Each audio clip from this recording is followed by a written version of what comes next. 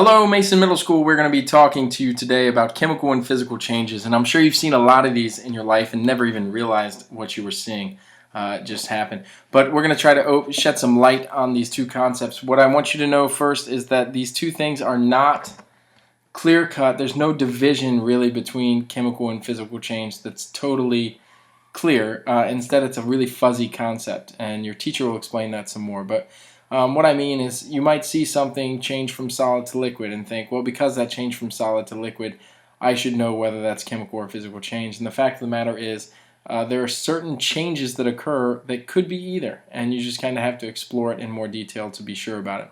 Some good signs that a chemical change has occurred is that we're going to have the production of an odor, a new gas being formed that's stinky or smells different. You could have a change in temperature. Some reactions produce lots of heat. Other reactions absorb heat from the surroundings. So anytime you have two things interacting and you have a change in temperature, that could be a sign of a chemical change. You could have a change in color. Sometimes when new substances form through a chemical reaction, the new thing has a different color to it, and so that could be a sign of a chemical change. We also have the formation of bubbles, so fizziness. That doesn't mean if I blow a bubble out of soap that is somehow a chemical change, but when two things react and form bubbles, that usually means that a new gas has been produced, and anytime a new substance is being produced, that is a chemical change. We also have the formation of a solid, or we call that a precipitate, and if that solid forms, that is also sometimes a sign that a new substance is being created. Don't confuse that with, like, if I took water and put it in my freezer and it turned into a solid, be like, oh, ta-da, Mr. Little did a chemical change. No, not the case. That would just be a change in state. The substance itself had stayed the same. So the big distinction between these two things, in a chemical change, you're going to have a new substance being produced, okay, or the substances that are involved in that are changing somehow into something new. In a physical change, that material is going to stay the same no matter what. So a brick, for example, I break a brick over my head, it's still a brick, even though now it's in two pieces. Other things, if I melt gold, even though I turned it into liquid gold, it's still gold. That would be a physical change. So changing states of matter, changing how shiny something is, changing the density of something, changing the temperature of something, like forcing the temperature to be changed, changing the color, changing the shape, or changing the texture. These are all physical changes as long as that thing maintains its original properties. So I could scratch up a piece of wood, and if it's still a piece of wood, that's a physical change. I could heat up a piece of wood. As long as I don't burn it and change it into something new, it's still going to be a piece of wood. That's a physical change. So kind of hazy because there's a lot of stuff that you can do to something to change it chemically and physically. And we're going to explore that a little bit with these videos. I hope it helps you quite a bit. Enjoy.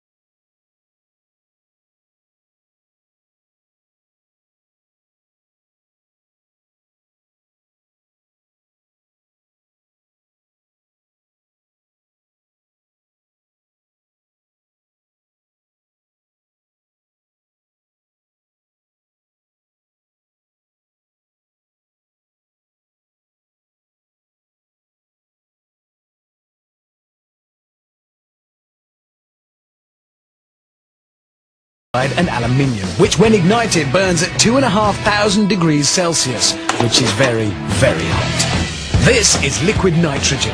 It's specially stored at minus 198 degrees Celsius. That's 163 degrees colder than the North Pole in winter.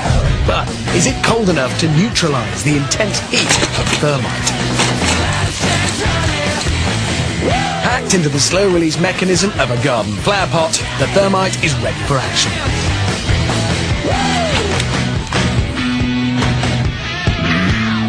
Just light the touch paper and stand well back.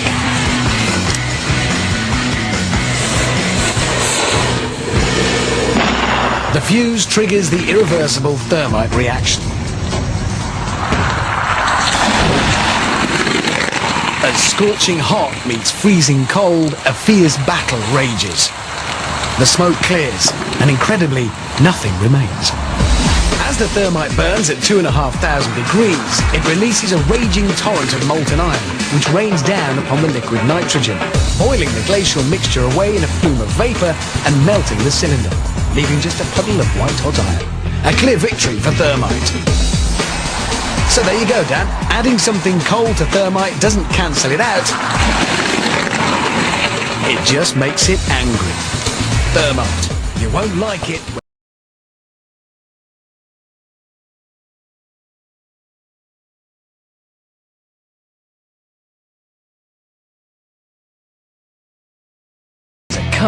It's been specially chosen to be destroyed because it's old, it's white, but more importantly, because it's French. The engine block is the densest part of a car. It's basically a huge lump of metal, and well, it's very hard to melt. Lucky then, the Brainiacs have plenty of thermite, specially packed into the slow-release mechanism of a garden flower pot. A big pile on the bonnet directly over the engine block should do the trick. Time to light the fuse and give this homage to French engineering the send-off it so richly deserves.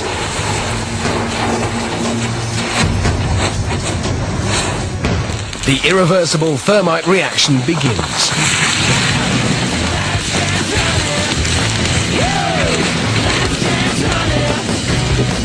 Within seconds, the fiery concoction eats through the bonnet, spraying molten thermite into the engine beneath.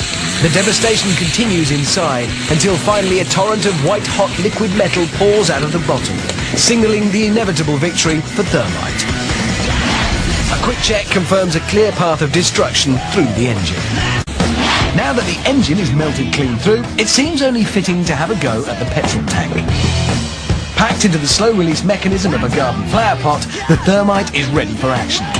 Popped onto the roof, directly above the fuel tank, quick top-up, and just 4 feet of family car stands between the thermite and 8 gallons of petrol.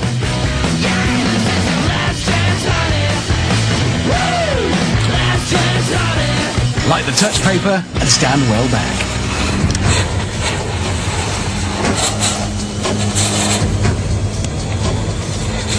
The irreversible thermite reaction begins.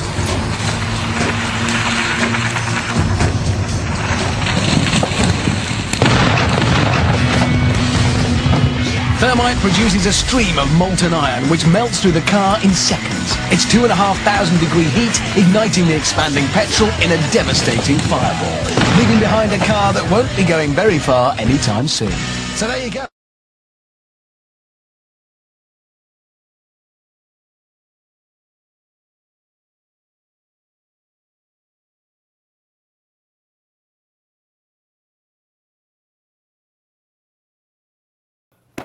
Let's do this. All right.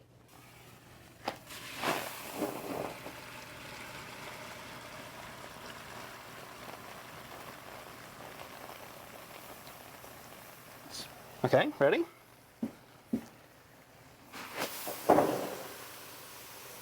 It does float. Yep, it sure does.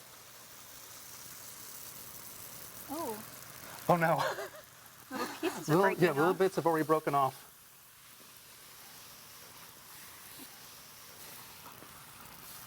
Tell you what, let's ladle some on. There we go.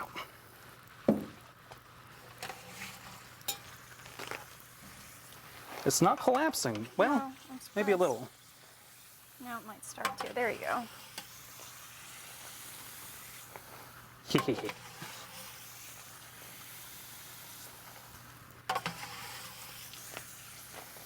Now it's starting to really collapse.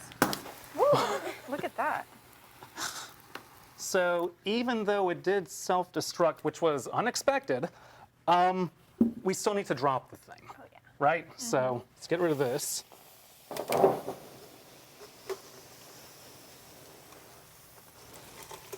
And I guess we'll just dump it out of here. Sounds good. 3, 2, 1. Wow.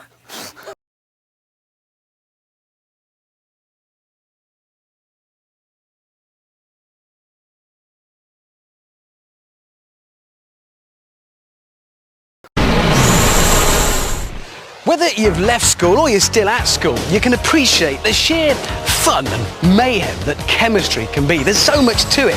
Bunsen burners, mixing chemicals. Very nice. Now, you may have been allowed to mix very small amounts of lithium with water. You may, if with a responsible adult, have mixed H2O with sodium. And you may, under very strict scientific control, have witnessed potassium mixed with water.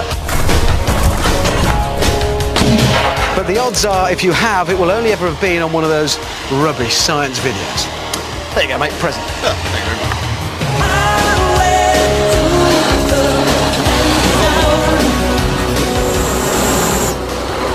These next two of the periodic table. They are, if you like, the king and queen of alkali metals. Mix these babies with water, stand well back, and watch the mayhem. And that's just what we're going to do. Mr. Tickle, bring on the rubidium. Here it is. Is that it? Well, it might not look like much, Richard, but it's a highly reactive metal. It's sealed in this glass tube under argon atmosphere conditions, just for safety. Right, so what's going to happen when you drop that in the water? Well, imagine, if you will, letting off a hand grenade in a bathtub. Righto, I'm off. Have that. Okay. Good luck. Okay, Tickle. Drop the rubidium in the water. Stand back, everybody. This one's going to be bad. 2 grams of rubidium will only react when our specially designed vial dissolves in the water, which gives John a few crucial seconds to get into our safety zone.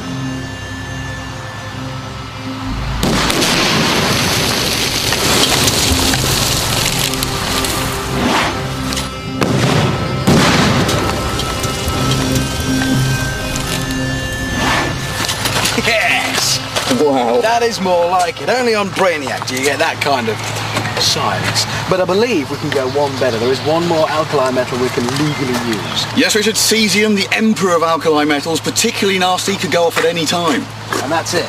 Oh, yes. Brilliant. I like it already. Now, what's that going to do when it hits the water? Imagine a depth charge in a bathtub. Fair enough, mate. I'll leave you to it. Good luck. Thank you. Okay, John. Go for it. Warning, warning, warning, extreme danger, clear the area. As our cesium sinks in the water, the rapid generation of hydrogen gas should produce quite an explosion.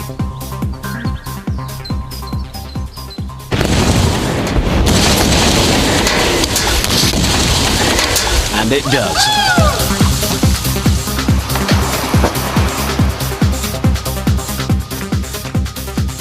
Magnificent. And I think that concludes today's experiment. There is, I should say, one more, even more reactive metal, francium. But for some reason they wouldn't let us have any of that. Still, there you go. Today's lesson. Never mixed alkali metals with water.